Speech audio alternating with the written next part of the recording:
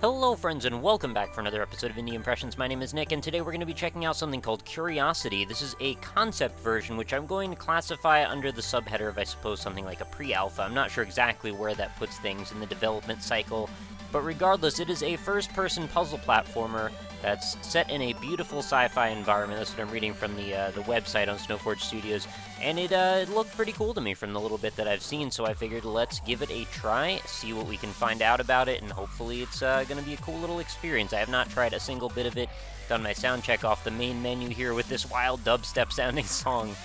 And let's see what the about says here. So, a Snowforge Studios game. The game was designed and developed by Scott Crawford as a concept. It is not a finished product, and then we've got a website and a music link. So let's start it out. There's a tutorial level and then 5 levels. This looks like a default Unity UI, by the way, so this is probably something that we get changed in a future version. And of course, being a Unity game, it was kind enough to let me select the resolution that I wanted, so that made me real happy.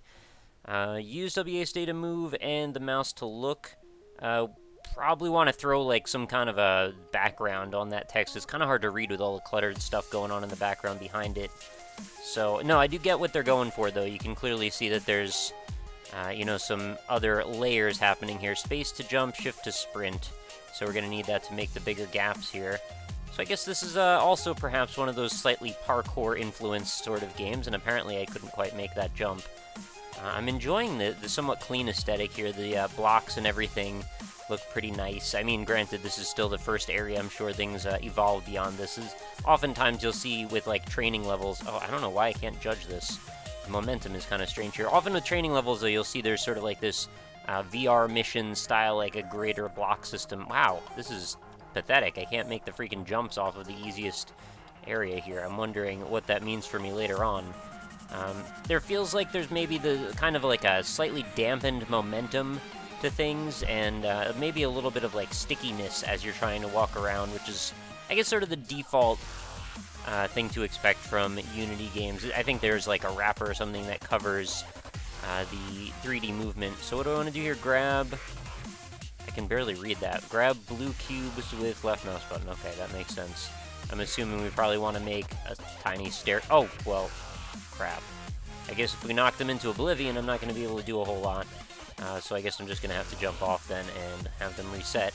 That would be a thing to address. Most likely you would want to have those blocks put themselves back together if they get knocked off the world, I would think. Oh my goodness. Alright, well, I don't know how much more I need to learn from this tutorial. I'm thinking if I fall a couple more times, maybe I'll just skip right to level 1, because this is just sad. I'm supposing there's going to be checkpoints, otherwise this is going to be a little bit more frustrating than it should be. And also, do we need the music to constantly be displayed at the top of the screen? I understand why it's there. It's kind of like promotion in a way, but like during the whole game, I don't think we need to necessarily know what the track is at all times. But again, this is, you know, pre-alpha or very early in development, so a lot of these decisions might still be yet to be made. So these purple cubes are jump pads, okay. See, that's a thing that we could probably learn by doing. I think after I walked on it, I would have figured that out, right? Grapple to yellow cubes with right mouse button. Oh, I didn't know I could grapple at all. Step on the button or use a cube. Oh, to hold something down, I suppose. Oh, it extends a bridge. Well, that's cool. And it doesn't retract either, so that's good. Some buttons need activated. Okay, so that would be one of them, I guess. And then force field will kill you. Oh. So I guess we probably want to, like, put a thing on the button there. Is that... I guess we got to do both of them then. And, oh, the door opens up in the middle. I like that there's a dynamic shadow on this as well. It's a little touch, but it definitely makes things look a little classier. What does this say? Blocks. This is really hard to read, I have to be really honest with you. Blocks, sentry gun with cube. Okay. Oh, we've got, like, straight out of Portal, we've got sentry guns. I could probably just, like, not walk in the way of the laser, right? That would be one way to handle this situation. But if I just, like, can I just knock it away? No, I guess not. Do one of these. I don't know. Oh, okay, I guess I could just do that. Right mouse button to charge throw when you have a grabbed cube. Alright, why do I want to oh, I guess because of this button, or these buttons here. Ah, okay. That's kind of a neat thing. So it actually builds up, you know, a harder throw, a little bit more momentum and velocity when you put those down, and then we've got this little drawbridge, which I'm going to assume takes us to the end. Hooray! We've completed the tutorial. So, this looks like level 1. This is much cooler looking than the last level, I have to say. It's neat to be in space. There is some sort of like maybe a noise filter happening over the background. I'm not sure how I feel about that. Oh, okay. Actually, I can fall down there, but I'm going to have to keep moving across things. I think it's sort of like a last resort, though. You probably would rather be up on these blocks if you can help it. I see a lot of restarting in my future on this one. So I don't know what the goal is in terms of difficulty, where we want things to be. But that definitely has the potential to be pretty tricky. Oh, we've got a turret down there. Gotta watch out for that. And it looks like lasers that probably are going to cut me up if I don't walk in the right way. Okay, let's just do that. Did I need a... Hopefully I didn't need a block to push down. No, I didn't. Now I gotta make it back through. Like I'm in a sequence from Cube. Oh, I guess I got hit there. There's no sound effect to tell me that I was hit, really, so it's kind of just like one shot. Okay, well, I thought I was going to make it over those. Now that I think about it, really, if you get down there, even if you do happen to land on one of those the rotating cubes, I think that might just be a visual effect, because there's pretty much no way that you're going to be able to hang on to that long enough to get to this tier again. So I think that's just to look neat as you walk through it, like a little tunnel. What's going on with this gray thing over here? We didn't get an explanation about what we do with those, so maybe that's inactive right now until we hit this button or something.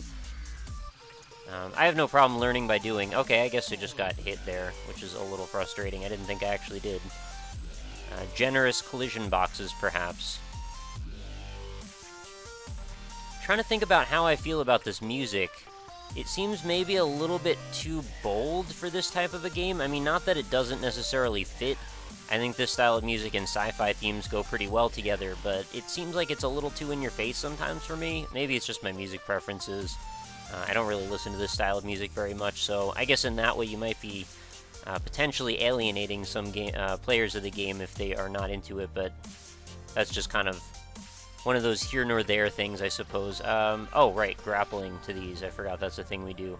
So I want to get down there and hit that button, and then grapple back up and away before that thing shoots me. And I don't have a block or anything to use. Okay, Alright, we got out of there just barely in time. Now, can we hit this button, and what happens when we do? Oh, that's the end of the level. Okay.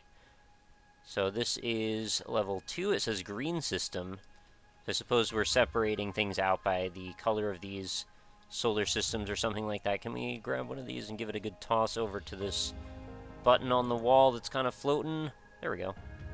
And I guess the turret didn't really want to shoot me, so that's nice. I think we've got the same thing going on the other side. I wonder with level design like this, if it would be reasonable to implement a level editor, especially if most of the geometry is primarily made out of blocks of various types.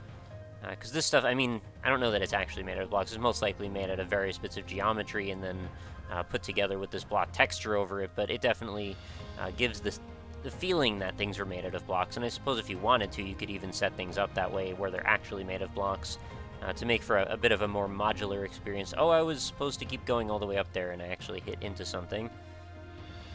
It's almost like a little platform lift, just minus the platform. What do I do with this? Oh, that was going to take me through this laser grid. Okay, so I guess I'll wait for that to come back. Should have had like a sign or something telling me to get ready and stand on that, because I didn't realize that was going to happen at all. And since I guess I missed walking on it, it looks like it's taken off without me, so I'm going to have to traverse the bottom part, I suppose. I don't think I can actually get up there now, so this might just be for nothing. Yeah, it is. So I guess I'll just walk into this red laser beam, and then we'll do the beginning again. That's a little frustrating if there's some trial and error like that. It seems like the main complaint I have so far of this one is just the level design. Seems like it could still use a little bit of fleshing out. Things should be a little bit more intuitive. And I value games when they can let you sight read. Like, if you learn the proper rules and the constraints that the designer's trying to put on you, and then you should be able to sort of learn and adapt dynamically on the fly. In a situation like this, I'm not sure that's necessarily possible because there's a bit of a variety and a bit of ambiguity. Even though the game was so careful as to spell out a lot of this stuff in the first place during the tutorial, it's not really necessarily going to be enough later on when we start combining elements together like this. Alright, there we go. We made it through the laser grid sequence. I suppose this is going to... Oh, just end the level. Thought that was going to take me back, but that was not the case. So now we've got a little bit of a maybe more non-linear sequence here. Looks like that might be our final destination, but we've got to get through all of these little spinny, whatever you want to call them, over here. I guess we'll just jump right on one of these, and we'll take it for a ride around. I want to take you for a ride. There's a button over here. I think we're just going to hit that and then go across the other side. Hopefully hit those as well. And have we been using... No, it's been a little bit of a different space image each time, I think. Oh, do I need to get up on top of that for some reason? I can't really tell. Doesn't look like there's a button, though. Alright, so we'll wait for that to come back around. And then, what's this button doing right here? Is this anything? Did we trigger something? Okay, I think this is just kind of rote repetition on this level. We're just going to take this across each time. Wait for it to go all the way around. If we wanted to be in a hurry, I suppose we could jump across the middle, but I'm not really sure if that really matters in this case, since, you know, don't seem to be keeping track of time or anything. It just sort of is what it is for the moment. I imagine leaderboards and oh, come on. That's cheap. So now I've got to kind of start over on that. So, I mean, it looks like there's still quite a bit of work to be done on this, completely to be expected. I mean, like I said earlier, this is somewhere around a pre-alpha concept for a game. So, you know, the solid idea behind it seems okay. The concept of moving around in these 3D space and sort of a puzzle platformer element seems fine to me. But I would love to see, you know, more diversity in the geometry, more, you know, crazy stuff going on, more, these sort of abstract structures that are being created. I like those quite a bit. I'd like to see more of that. More details that aren't necessarily relevant to the gameplay, and that's all stuff that happens later in development, so it's really not a thing that I'm too worried about right now. But it is something that I think will go a long way to making this game feel a little bit different and special all in itself. Because right now, I mean, to be honest, it's a little derivative. I've definitely seen games that follow a similar format to this before. Not to say that they can't excel, and I think each time a game like this is conceived of, it definitely takes its own approach. So it's not like that's a bad thing that it's a little derivative, because I think there's room for everybody's take on any specific concept. I just think it needs a little bit more fleshing out, which will happen in time. Again, concept. So I think with that, we'll see if we can hit this last button and make it back, and then we'll wrap up the episode for today. I should mention, of course, Curiosities, totally free if you want to check out this concept version yourself. The link will be in the description. Alright, we've hit the last button. Oh, got a big old lens flare there. Can we stay on the platform? Yes, we can. Make it all the way back around, then we're going to go up this platform. Look at that. Almost looks cel-shaded once you get that lens flare in your eye like that. And then we'll just take the ride up to the top. And the button will take us somewhere new. Alright, so now we've reached the red system. Have no idea how many worlds there are going to be or what the final goal in terms of, you know, the entirety of the concept here is going to be, but, you know, still... Oh, getting shot there. I haven't actually seen what it looks like to be shot in this game. But yeah, it's going to be interesting to see how this develops, and it would be kind of a cool thing to see it get further along, and then maybe we could revisit this in a future episode. So I think so many of the things that I think need improving upon are things that'll just come in time. I'm not sure why I seem to be falling off this over and over again. I think there might be a little bit of a delay when you jump, and if you're near an edge, maybe sometimes you just sort of run off the ledge or something. So the goal here is to sort of Super Meat Boy your way through this as fast as you can without getting shot. So hopefully your health lasts long enough and you don't fall off. So kind of a basic platformer trope in this case, although not the most comfortable thing for everyone. I think, you know, doing first-person platforming by itself can be challenging, but then adding on the fact that you're draining in health the whole time and that you need to keep sort of weaving in and out, I could see that getting a little bit frustrating if this was too long of a challenge, but in this case it feels like it's probably pretty reasonable. I was able to make it through this, and alright, I guess we did one more level there, so now we've reached kind of a cool-looking, like volcanic-looking explodey planet over here. Definitely am enjoying the sci-fi-looking environments around. I just wish there was more dynamic motion and stuff going on in the backgrounds to sort of make this a little bit more cohesive. But anyway, I think that's going to do it for an episode today.